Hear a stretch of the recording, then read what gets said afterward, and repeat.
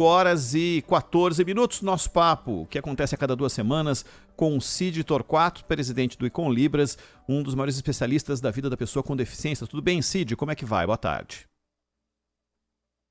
Todos, Aidan, tudo bem? Tudo bem, tudo Como bem. vai, Seja bem-vindo. Cid? Eu estou O ótimo. meu caro Cid, nós temos uma data que será comemorada na segunda-feira. A gente antecipa para falar sobre esse tema, que é a lei de cotas para pessoas com deficiência. Vai ter evento, entre outras coisas, mas principalmente vai se falar sobre conscientização. O que a gente evoluiu e o que a lei de cotas teve de fundamental para que as pessoas tivessem acesso a principalmente situações de emprego, de ensino, Cid? Olha, a lei de cotas é uma lei fundamental para a inclusão da pessoa com deficiência na sociedade. A gente sabe as barreiras que são impostas às pessoas com deficiência, o preconceito que existe, o capacitismo. Sem essa lei afirmativa, nós não teríamos muito pouca gente com deficiência hoje trabalhando, empregados com emprego formal. Então, agora, na semana, a lei de cotas completa 32 anos e ela tem apresentado resultados positivos, mas ainda desafios muito profundos. O resultado positivo, como eu disse, é a sua existência, ela tem se mantido ao longo do tempo, tem vencido as iniciativas parlamentares, principalmente em Brasília, de mudar a lei de cotas. Tem muita gente que quer mudar a lei de cotas, quer acabar com a lei de cotas, ou quer desfigurar a lei de cotas de como ela é hoje. O movimento da pessoa com deficiência tem segurado esses impulsos, mas é algo bastante ameaçador. De novo, é uma lei fundamental. Nesses 15 anos hoje, a gente tem no Brasil inteiro mais ou menos cerca de 450 mil pessoas contratadas sob a lei de cotas. A lei de cotas, prefeito da lei de cotas, não só pessoas com deficiência, mas também os reabilitados do INSS também podem, eles entram nessa cota, eles são considerados prefeito da cota pessoas com deficiência. Então a gente tem em torno de 450 mil pessoas. Se ela fosse plenamente cumprida, Ronald, ela teria hoje cerca de 1 milhão de pessoas contratadas via lei de cotas em todo o Brasil. Porque afinal de contas, a lei estabelece que empresas que têm aí 100 ou mais funcionários, não importa se 100 ou se 1.000, devem reservar de 2 a 5% das vagas para a contratação de pessoas que estão nesse grupo. E você falou se ela fosse plenamente cumprida. Falta o quê? Fiscalização, além, claro, do empresário, perceber, notar, descobrir que isso é fundamental, Ele está inserido numa sociedade, a sociedade é que viabiliza o produto dele, seja qual for. Mas o que faz com que a lei não seja cumprida, Cid? Plenamente. Bom, primeiro, as pessoas não criticam muito a lei de cotas exatamente para tentar protegê-la, mas ela não é uma lei, na verdade, é um artigo dentro de uma outra lei. Então, seria muito interessante se ela fosse de fato uma lei com todas as previsões sobre o seu cumprimento, na lei e só nas suas regulamentações. Então, eu acho que ela podia ser, como legislação, mais parruda. A gente tem o capacitismo, essa questão de que a pessoa com deficiência nunca vai poder ser capaz, para muita gente, de cumprir alguma função. Isso restringe, porque tem muita gente no empresariado pensando assim. Tem o desafio da empresa de encontrar profissionais qualificados que realmente exerçam suas funções, porque não trata-se, Zaidan, isso não se trata de uma benemerência, isso não é dar um emprego para alguém, ele tem que ter as mesmas regras e os mesmos desafios, a mesma competição, uma competição muito parecida com os cargos para outras pessoas. E tem o desafio também, então as empresas reclamam de que faltam profissionais qualificados, capacitados. A gente sabe disso, isso é um mal nacional, não só com pessoas com deficiência, mas com pessoas com deficiência o quadro é ainda mais grave. E, pelo lado da pessoa com deficiência, a questão fundamental é educação e capacitação. Como muita gente tem déficits educacionais em função de uma série de questões, né, de estrutura dos sistemas de ensino, eles chegam no momento de se capacitar, muitas vezes sem o preparo necessário nos dias de hoje, né, com grande visão de tecnologia, né, de gestão. Então, não conseguem se capacitar à altura e não estão aptos para esse mercado de trabalho competitivo que a gente tem. Então, por cima são essas questões, né, Não, de fato, nem pode ser uma questão de benemerência.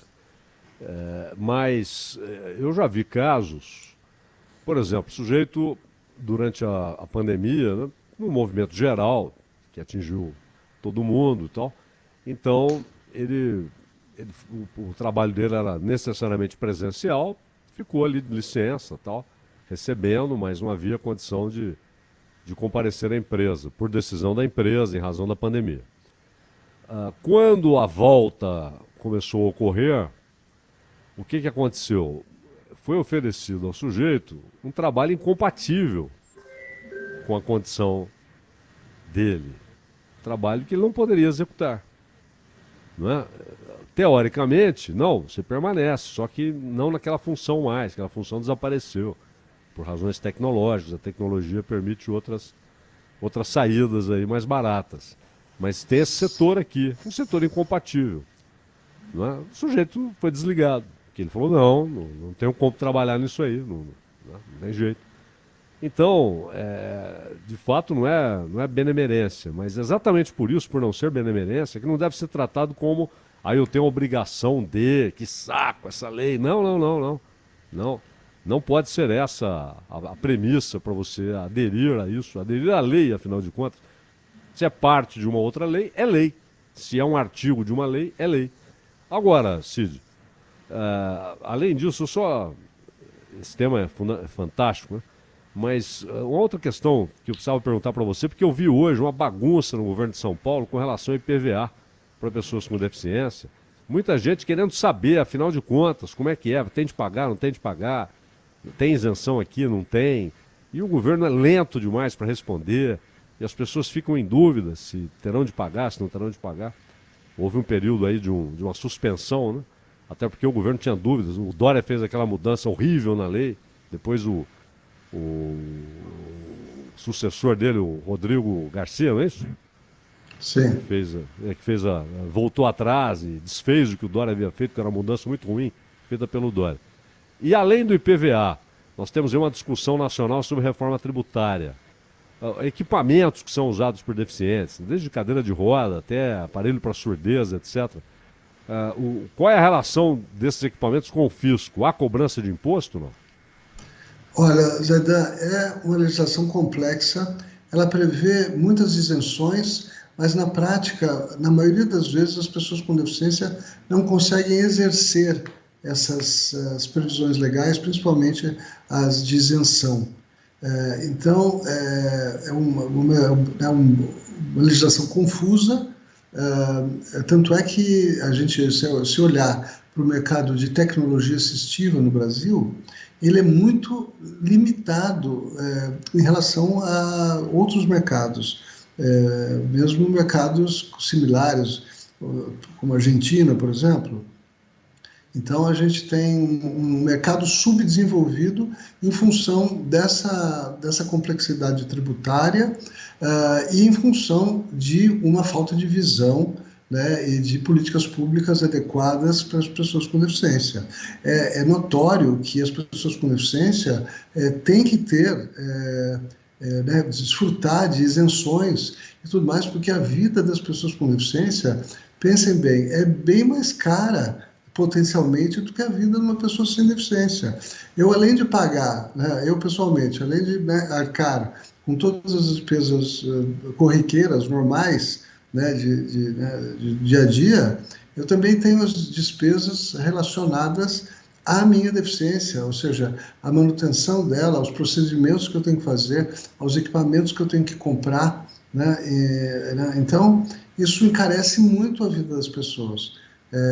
Né? Então, é muito justo, né, que se tenha políticas de isenção muito bem elaboradas, para que isso não seja uma dificuldade, que seja fácil para a pessoa com deficiência poder materializar esses direitos. Mas não.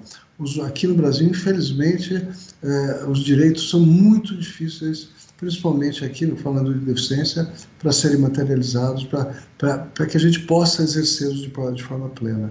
Só para dar mais algumas informações, tem milhares de pessoas ainda com a situação indefinida sobre o pagamento do IPVA. Isso está indefinido ainda. O governo alega que tem pouca clínica, diz que as clínicas não estão conseguindo fazer essa nova perícia, ainda do ano de 22 e do ano de 23, sobre o pagamento do imposto. Tem muita gente que está num limbo, que não sabe se tem que pagar ou se não tem que pagar, porque não tem solução. E só para fazer um pequeno adendo aqui, tem governo que gosta de fazer o seguinte: percebe que tem algum tipo de falcatrua no meio do caminho. Por exemplo, gente que não tinha deficiência X e conseguiu uma isenção. Ou a pessoa que tinha a possibilidade de gastar X para comprar um carro e conseguiu Y porque teve ali alguma mudança num dado numa das etapas de fiscalização. E aí o que o governo faz? Vai lá e acaba com tudo. E acaba, ao invés de ir atrás do problema e coibir quem faz errado, eles preferem acabar com tudo. E um monte de gente, que é a gigantesca maioria, que tinha o benefício de maneira legítima, e, aliás, tema de reportagem da Rádio Bandeirantes inúmeras vezes aqui, ficam a ver navios. Porque os governos acham que é melhor acabar com tudo do que ter o trabalho de fiscalizar com correção, com processos, com gente especializada e investindo, porque para fiscalizar você precisa investir em processos de fiscalização. Eles preferem acabar com tudo e deixam que eles que corram atrás. No caso aqui, pessoas com deficiência que tiveram que correr atrás, estão tendo que correr atrás ainda, porque eles passaram o rodo numa isenção que na maior parte das vezes beneficiava quem deveria ser beneficiado, apesar de ter um monte de falcatrua no meio também. Essas precisam ser coibidas. Só para colocar um dado verdadeiro, que não acontece só na questão da isenção de impostos para pessoas com deficiência. Em outras áreas também. Já aconteceu na publicidade,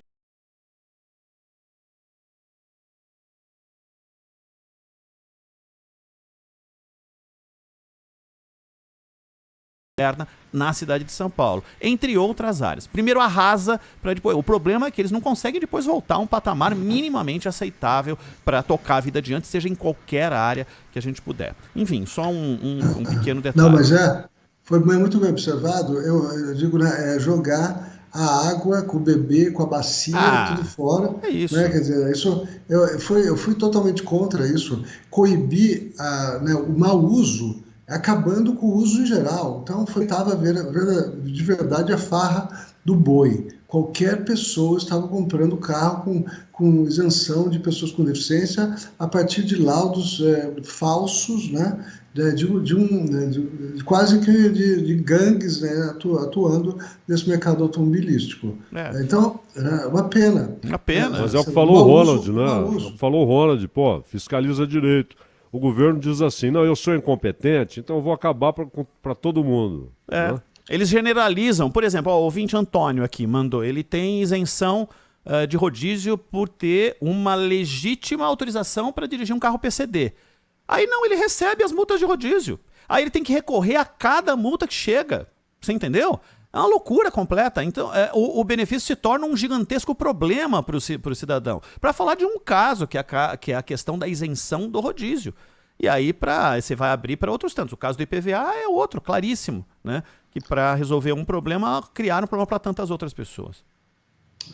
Bom, olha, para finalizar, Ronald, eu queria dizer o seguinte, que quem, né, compactuar aqui com as nossas ideias vai ser muito bem-vindo lá no dia 24, quando ocorre as festividades sobre a lei de cotas, segunda-feira, 10 da manhã, na Praça das Artes, Sabe onde fica? Ali no Anhangabaú, um lugar maravilhoso, atrás do Teatro Municipal, Praça das Artes, uma série de atividades políticas, né, além de atividades culturais e institucionais. Então, convido a todos, segunda, 10 da manhã, na Praça das Artes. Para você que quiser acompanhar pelo YouTube, tem essa possibilidade também. O perfil lá no YouTube é Câmara para Inclusão. Câmara para Inclusão, sem acento, sem o tio aí no ar. Câmara para Inclusão, esse é o perfil no YouTube e que você vai poder acompanhar ao vivo também. Cid, grande abraço, ótimo fim de semana para você. Muito bom falar com vocês. Sempre abraço. Um abraço, Cid. Valeu. Agora 4h30.